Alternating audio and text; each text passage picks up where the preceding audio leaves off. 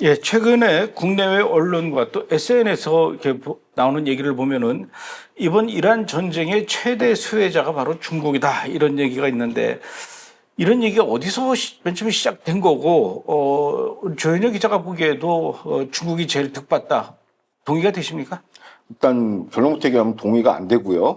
그다음에 이제 이 진원지를 보니까 왜 어디서 이런 뉴스가 나왔나 보니까 바로 영국이에요. 영국의 그 파이낸셜 투데이, 파이낸셜 타임즈라는 이제 전문 영자 매체, 그 경제 매체인데 여기서 뭐라고 기자가 썼냐면 중국이 슈퍼파워 강국으로 입지를 굳혔다. 이번 전쟁을 통해서 총 한 방 안 쏘고. 근데 이거에 대한 비판 여론이 굉장히 많아요. 전문가들 사이에서. 대표적으로 이런 거죠. 이거는 단기적인 정태적 분석만 난무했고 짜집기 했다. 장기 전략이나 동태적 분석은 없다. 주요 지표는 누락을 통해서 왜곡이 심하다라는 게 총평입니다. 먼저 FT는 뭐라고 얘기를 했냐면 중국의 에너지 취약성은 과장돼 있다. 왜냐하면 여전히 원유의 절반 LNG의 3분의 1을 중동에서 수입하고 있지만 뭐 전략적 비축유 덕분에 잘 버티고 있고 다른 나라보다 이 충격을 잘 흡수하고 있다라고 얘기하는 것이죠. 그리고 어떻게 보면 골드만삭스 데이터를 인용해서 뭐 한 6%만이 영향을 받고 있다고 호르무스 봉쇄로 인해서. 근데 단기적으로 보면 그게 틀린 얘기는 아니에요. 근데 이건 장기적으로 봐야 되거든요. 전후 과정 맥락이라는 게 중요한데 물론 충격 흡수를 하면서 위기를 극복한 건 좋은데 그게 장기 전략 치환, 그게 슈퍼파워로 진입되는 거냐? 그건 아니라는 것이죠. 그러니까 기존에 이제 중국 같은 경우에 제조업이 왜 활성화되어 있냐면 이란과 베네수엘라 제재 대상국의 원유를 블랙마켓에서 싸게 구매를 했어요. 그러니까 이런 구조 때문에 이제 어떻게 보면 싸게 이제 중국이 원유를 구매했는데 베네수엘라 미국한테 넘어갔죠. 이제 이란 정리되면은 이것조차도 정상가로 이제 회복되면은 이제 비싼 에너지 가격을 듣고 와야 돼요. 그래서 그거로 중국은 코스트 압박에 이제 시달리는 거예요. 장기적으로. 그리고 이번에 이란 전쟁이 이제 정리가 되면 이란 덤핑 가격도 이제 과거에는 그림자 선다로 싸게 한 3분의 1 가격 뭐 부르는 게 값이에요. 왜냐하면 사주는 사람이 없으니까. 그래서 중국이 이거에 대한 이란 그 싸구려 원유를 이제 시장가로 받아야 돼요. 내구선 구매를 하기 때문에 산업경제력은 떨어질 수밖에 없죠. 근데 이런 거를 쏙 빼놓고 얘기를 했다라는 거예요. 지금 현재 상태만 놓고. 그거는 슈퍼파워로 가는 지름길은 아니죠. 근데 그동안 중국은 이란 말고도 러시아에서 계속 그 에너지 공급을 많이 받아오지 않았습니까? 그러니까 러시아도 마찬가지예요. 이란하고 베네수엘하고 비슷한 형국인데 그 전에 제재 대상 국가다 보니까 이제 거래가 안 돼서 싸게 받았는데 러시아도 마찬가지로 이제 미국의 이제 러우 전쟁으로 금융 제재가 걸려 있으니까 싸게 이제 이거를 결제 통화가 없으니까 싸게 이제 이거를 이제 중국한테 공급을 해왔는데 현재 이제 러시아의 재정 상태를 보면 저 표를 보시면 아시겠지만 그 미국의 금융 제재와 전쟁으로 재정 적자가 굉장히 심화됐어요. 그러니까 2025년 기준 GDP의 2.6%에 해당되는 5조 6천억 루블, 약 720억 달러가 지금 재정 적자가 심해지기 때문에 더 이상 싸게 중국한테 싸구려 원유를 공급할 수가 없다라는 거죠. 가격을 올릴 수밖에 없고 미래에 이제 중국이 수입하는 에너지 가격은 이제 올라갈 수밖에 없는 거죠. 그리고 투르키메스탄이 또 핵심인데요. 이 투르키메스탄이 전 세계 4위 규모의 천연가스 매장량을 보유하고 있어요. 근데 이게 지상 육상에 있기 때문에 저거 보면은 오른쪽 점선으로 중국으로 이렇게 단일 통로로 공급이 됐어요. 그러니까 어떻게 보면 중국이 그 원유를 독점적으로 지금 사갖고 있는데 지금은 이제 이 나라가 어떤 식으로 전략을 좀 개선하고 있냐면 터키와 유럽으로 향하는 노선, 저 왼쪽으로 나가는 노선으로 이제 그 수출 다변화를 지금 할 거예요. 그러면은 이제 중국한테 값싸게 공급되는 것도 이제 시장가로 받을 수밖에 없다. 그러니까 중국 원유 관점에서 보면 중국은 제재 국가들이 다 정상 가격으로 치환되기 때문에 원유 가격을 우리가 지불하는 가격, 시장가로 이제 지불하다 보면 산업 경쟁이 떨어진다는 거죠. 그동안에 어떻게 보면 싸구려 원유로 구매하는 그 지위는 없어지기 때문에 이거를 가지고 뭐 장기적으로 이게 슈퍼파워가 될 수 있고 원유 강국이라고 볼 수 있는 건 아니다라고 이제 여러 분석가들이 지적하고 있습니다. 그래도 중국은 그동안 그 다른 나라들에 비해서 이 원유와는 상관없는 배터리라든가 전기차, BYD 또는 태양광 이런 쪽 산업을 많이 육성시키고 성장시켜 왔어요. 그러니까 이런 지배력은 이제 제조 규모와 비용 덕분에 있는 거죠. 그 비용의 가장 큰 포션이 뭐냐? 유가죠. 근데 유가가 이제 장기적으로 상승하니까 이 산업 경쟁력도 떨어질 거라고 보고 오히려 이제 지속적으로 주요 시장은 오히려 지금 탈중국화를 하고 있습니다. 그러니까 기술 수요 의존성에 관한 문제인데요. 이른바 중국의 클린테크라고 하죠. 그 산업은 서방 기술 수출 수요에 기반하고 있는데요. 현재는 기술 이전 제한과 수출 장벽에 걸려 있어요. 미국, EU, 인도, 터키가 잇따라 중국에 대해서 관세를 지금 매기고 있고, 그렇기 때문에 이제 어떻게 보면 중국 제3국 우회 생산하는데 이것도 지금 트럼프가 쫓아다니면서 관세를 매기고 있습니다. 그러니까 고로 산업 경쟁은 계속 떨어질 것이고, 투자가들은 단기적으로는 유가가 투자 심리가 반영돼서 이제 주가는 오르긴 했지만은 이게 장기적인 경쟁력이나 전략 우위로 연결된 거는 좀 무리라는 게 전문가들의 해석입니다. 그래도 일단 중국은 뭐니 해도 머릿수가 많지 않습니까? 인구가 많으니까 인구가 많다는 것은 그만큼 노동력이 많고 노동력이 많다는 건 임금이 싸다는 얘기인데 그러다 보니까 결국은 제조업 규모가 다른 나라와는 비교가 안 돼요. 엄청 크죠. 만약에 서방의 공급망이 흔들리게 될 경우에 중국은 결국 자기가 갖고 있는 비축 자원하고 또 제조 규모, 엄청난 그 제조 규모를 바탕으로 해서 안정적으로 에너지, 원자재, 완제품을 내놓게 된다면 좀 괜찮을 것 같은데 안 그렇습니까? 공급망에서 이제 본인들이 얘기하는 게 최후 공급자 역할을 하겠다. 그게 이제 원자료, 이제 비료, 황, 헬륨 분야에서 얘기인데, 비료 같은 경우는 국내 공급망 혼란으로 인해서 수출 중단한 상태예요. 그러니까 자급자족 상태만 된 거고 수출을 중단했어요. 그러니까 이건 슈퍼파워가 된다라는 거는 공급망이 혼란이 있을 때 이거를 새로운 물량을 투입할 수 있어야 되거든요. 국제시장에. 근데 다 닫아버렸어요. 비료 시장 같은 경우는. 그래서 수출이 중단돼 있고, 황도 연간 9,900만 톤 순수입국입니다. 물론 여기에 대한 기반 시설을 만들고 있지만 이거는 실질적으로 전략 자산을 활용해서 글로벌 질서를 주도할 만한 수준은 안 돼요. 그다음에 헬륨인데 이것도 나름 중국은 최근 자국 내 개발할 수 있는 정제 시설을 이런 걸 갖췄어요. 그런데 이거를 자국 내수용으로 소비하기 겨우 벅찬 수준이지 이거를 수출 공급망을 주도할 정도로 지정학적인 어떤 어퍼핸드로 나가는 거는 아직 무리라는 것이죠. 그러니까 이 세 가지 모두 산업적 진전은 있었으나 외교 지정학적 자산으로 활용하기는 아직 역부족이라는 겁니다. 그러니까 너무 FT는 과대평가를 한 거예요. 물론 산업시설은 개발되고 있으나 이게 글로벌 질서를 주도할 만한 실력이 되느냐, 규모의 경제를 이루느냐, 그건 아니라는 것이죠. 중국은 제조 강국은 맞지만 글로벌 공급의 최후 보루의 역할은 아직 부족하다는 겁니다. 자기만 이제 싼 원유가로 이렇게 이익을 봤다 뿐이지 뭐 세계를 주도하고 미국이 하는 것처럼 세계를 주도하고 이럴 능력치는 아직 안 된다라는 것이고 장기적으로 그건 더 힘들어 보인다. 왜? 유가가 오르기 때문에. 근데 저는 이번에 그 이란하고 미국하고 전쟁 나는 것을 보면서 제가 제일 걱정했던 것은 혹시라도 러시아하고 중국이 이번 전쟁에 끼어들어가지고 이란 편에 서서 이 미국과 이렇게 싸우지 않을까 이걸 걱정을 했거든요.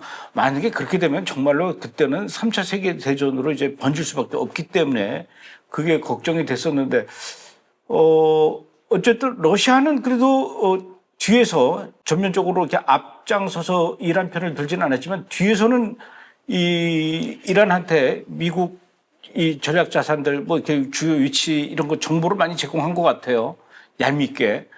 그래도 중국은 또 그렇게까지는 안 한 것 같아요. 이 이란 편을 들거나 뭐 정보를 제공하거나 물론 뭐 뒤로는 또 뭐 얼마나 뭘 했는지는 모르겠지만 일단 드러내놓고는 그렇게 이란 편을 들지 않으면서 약간 좀 한 발자국 물러선 그 상태에서 이렇게 관전하는 느낌으로 약간 좀 큰 형님이 아유 아래 것들 열심히 싸우는구나 이렇게 보듯이 보는 것 같았는데 그렇다면 이런 것도 일종의 그 중국의 외교적 성과라고 이렇게 볼 수 있는 거 아닙니까? 그러니까 감독님이 말씀하신 그 부분이 외교적 성과라고 하는 게 이른바 소프트 파워죠. 이제 힘을 안 쓰면서 미국처럼 막 트럼프 대통령 막말 안 하면서 이렇게 조율한다 이렇게 얌전하게 있는데 얌전하게 있는 게 아니라 이제 약간 멘붕 상태라서 가만히 있는 거죠. 아 그런 거군요. 그래서 이제 여기서 얘기하는 소프트 파워가 뭘 얘기하냐면 중국 쪽에서 항상 나오는 얘기가 다자주의를 얘기하고 다자주의 중심에는 국제 금융 질서가 있습니다. 이른바 중국 쪽에서 밀고 있는 게 페트로 위안화를 지금 하고 있어요. 지금 호르무즈 통과할 때 그 선박료를 위안화 결제한다는 것처럼 요거를 이제 FT가 극대화시켜서 이제 광고를 하는 것이죠. 이제 미국의 달러 패권은 끝났다. 이제 페트로 위안화 시대다라고 하는 건데 중국의 이른바 페트로 위안화 논리는 굉장히 취약합니다. 여기에 대한 반박이 이런 거죠. 그러니까 페트로 달러는 건 뭐냐면 일종의 계량법이에요. 그러니까 배럴당 얼마 할 때 달러에 앵커링 시켜서 이제 가격을 책정하는데 중국이 이제 달러를 제치고 페트로 위안을 한다는데 이건 말도 안 되는 얘기예요. 지금 이제 중국이 강점을 보이는 게 뭐냐면 달러 체제 바깥에 있는 제재국하고 이제 독자적인 금융방을 하고 있기 때문에 뭐 새로운 뭐 위안화 패권이 나올 것이다 하는데 이거는 신뢰할 만한 대한 통화가 될 수가 없어요.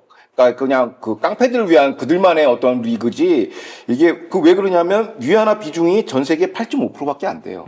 나머지는 달러 비중이죠. 89.2%가 달러예요. 그 어떻게 기축통화나 혹은 페트로달러를 하겠다는지 이해가 안 되고 걸프 국가들 이제 산유국들 대부분이 사우디 UAE가 미국 국채의 한 2,500달러를 지금 보유하고 있어요. 근데 위안화는 자유 태환이 아니야. 그러니까 움직일 수가 없어. 깡패들끼리만 거래가 되지만 이거 일반 금융시장에서 거래가 잘 안 돼요. 자유태환이 아니기 때문에. 그래서 이제 어떻게 보면 GCC 대부분의 이제 이른바 국부펀드는 다 달러에 들어가 있고 자산 6조 달러 이상이 미국 채권에 들어가 있어요. 근데 채권 시장을 운영하려면 법의 지배가 돼야 되는데 중국은 법의 지배가 엉망이죠. 지 마음대로 뭐 장시하 뭐 넘버 투 막 제끼고 막 정치 불안하는데 이런데 뭘 믿고 중국 채권을 삽니까? 그러니까 이런 것들 제도의 안정성 이런 거는 아직도 달러를 욕하는 사람들이 많지만 그래도 달러가 원톱이다라는 것이죠. 그러니까 이거는 대체가 불가능하고 FT가 이거 잘 아는 매체거든요.